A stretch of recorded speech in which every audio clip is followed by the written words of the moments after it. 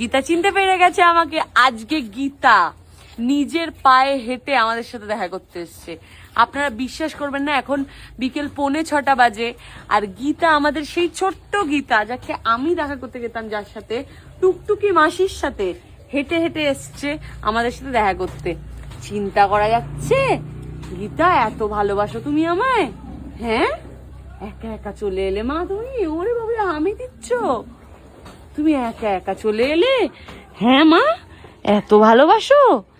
ভাবাই যাচ্ছে না তো গীতা সোনা মা। কিন্তু পাটা তো একটু বেড়ে গেছে বয়স আন্দাজে। আর ওইদিকে টুকটুকি ভেতরে ঢুকে গেছে।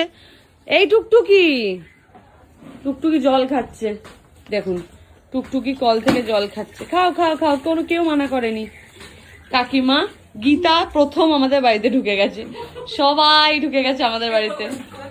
টুকটুকি জল খাচ্ছে গো, জল খাও। এ দেখুন আমাদের মন্দিরের সামনে থেকে এসে গোমাতা নিজে জল খেয়ে যাচ্ছে। এগুলো ব্লেসিংস ছাড়া কি? খাও, জল খাও, কোনো ব্যাপার না মামা। এই বাবা, শিংটা আটকে যাবে। হ্যাঁ গীতা, এটা আমাদের বাড়ি, চিনে রাখো। যখনই মন খারাপ হবে চলে আসবে, যখনই মন খারাপ হবে চলে আসবে। হ্যাঁ, এই তোদের দুজনকে কামড়ে দিবে কি? এই আমার গীতাকে ছুঁয়ে দেখ, ছুঁয়ে দেখ। সবকিছু দুজনকে একটা বলে দিচ্ছি, লিমিট আছে। মা, এবার দুজনকে আটকাও। গীতা, তুমি আমার সাথে থাকো, আমি তোমাকে এরম ভাবে রাখবো, ওরা কিচ্ছু করতে পারবে না, ট্রাস্ট মি। আমি গীতাকে এরম ভাবে ধরে রাখলে কুকুরগুলো ওর কাছে আসে না, নাহলে গীতাকে খুব অ্যাটাক করে।